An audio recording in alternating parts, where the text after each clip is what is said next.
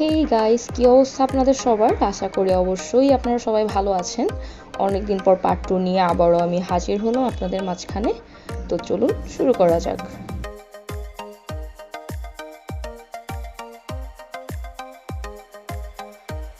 তিনি খুব বেশি শিকার করেন না, তবে তার মাংস সংগ্রহের একমাত্র উৎস ফাঁদ পেতে খরগোশ শিকার করা। যদিও এই পদ্ধতি সবসময় কাজ করে না। যখন খাদ্য সরবরাহ কম হয় তখন তাকে গ্রামের দীর্ঘ 5 ঘন্টা পথ হেঁটে যেতে হয়, যা একটি কঠিন যাত্রা। তবে এই যাত্রা শুধুমাত্র বসন্ত ও গ্রীষ্মে করা যেতে পারে, কারণ শীতের মৌসুমে উঁচু উঁচু অঞ্চল বরফে ঢাকা পড়ে যায়, ফলে পথ চলা বিপজ্জনক এবং অতিরিক্ত ঠান্ডা যে কাউকে কাবু করে দিতে পারে। স্যামুয়েল যখন কাঠগুলো জোগাড় করে এনে ঘরকে গরম করতে সক্ষম হয়, তারপর সে দুপুরের খাবার রান্না করার জন্য প্রস্তুত হয়। তিনি তার খাদ্য মজুদের উপর ভিত্তি করে দিনে একবার অথবা 2 বার খাবার খেয়ে থাকেন। তার খাদ্যে অভাব থাকা সত্ত্বেও স্যামুয়েল তার বন্ধুদের কথা ভুলে যায় না। সবসময় খেয়াল রাখে তারাও যেন খাবার ঠিকঠাকভাবে পায়। সে যদি নিজে একবেলা খাবার খেতে পারে, তার একটি অংশ তার বন্ধুদের খাওয়ায়। প্রাণীদেরকে যদি আমরা ভালোভাবে বুঝি, হয়তো তারাও আমাদের ভাষা বুঝে, যার প্রমাণ এই স্যামুয়েল ও তার বন্ধু কুকুর।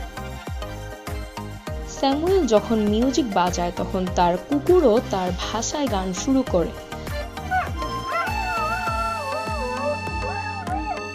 স্যামুয়েলকে কখনো কখনো খাবারের জন্য অর্থ উপার্জনের প্রয়োজন হয়, তাই স্যামুয়েল তার দক্ষতাকে কাজে লাগিয়ে বনের শাখা প্রশাখা থেকে এই ঝাড়ুগুলো তৈরি করে। তারপর এই ঝাড়ুগুলো সে গ্রামে নিয়ে বিক্রি করে $3 বিনিময়ে।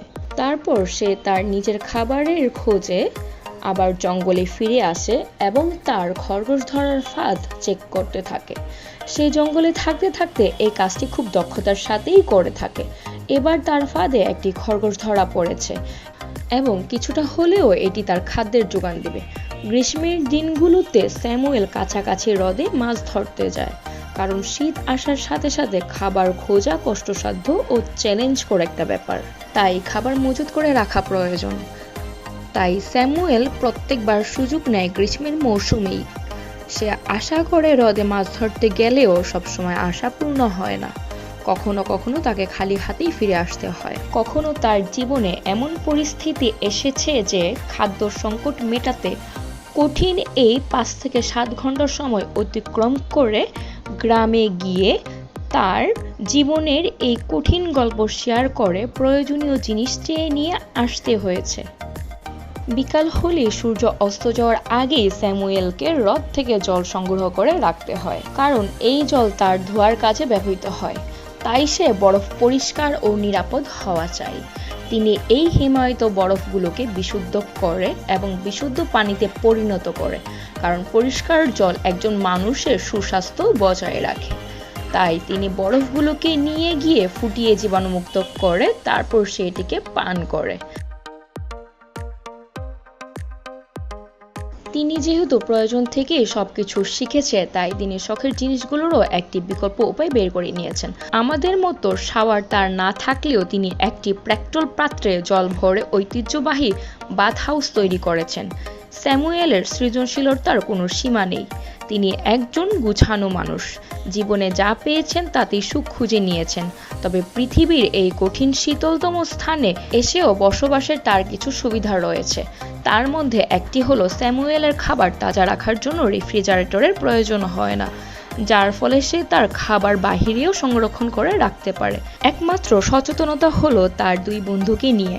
স্যামুয়েলকে তার খাদ্য সরবরাহ রক্ষা করার জন্য তার খাবার ভালোভাবেই লুকিয়ে রাখার প্রয়োজন হয়, তাই সে অনন্য উপায়ে খাদ্যদ্রব্যগুলোকে ভূগর্ভস্থ ফ্রিজে রাখে, যা ইয়াকুটিয়ার পার্মাফরেস্ট এর উপর নির্মিত প্রাকৃতিকভাবে মাটি ও পাথরের হিমায়িত স্তর, যা গ্রীষ্মকালেও কখনো গলে যায় না।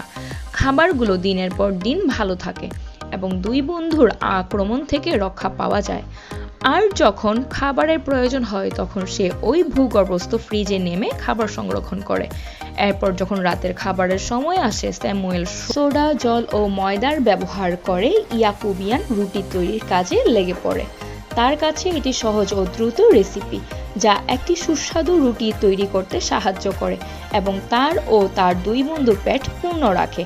এরপর স্যামুয়েল রাতের খাবার শেষে আগুন জ্বেলে ঘরকে গরম করে তোলে এবং ঘুমিয়ে পড়ে পরবর্তী সকালের অপেক্ষায়, যে কঠিন সকাল তার জন্য ওত পেতে থাকে।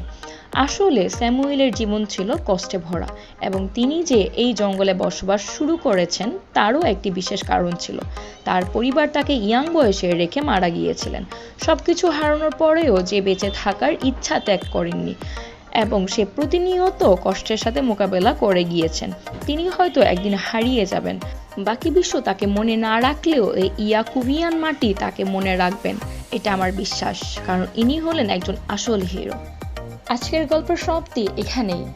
তোমরা যারা আমার এই চ্যানেলটিতে নতুন আছো তারা অবশ্যই আমার চ্যানেলটিকে সাবস্ক্রাইব করবে, আমার সাথে থাকবে।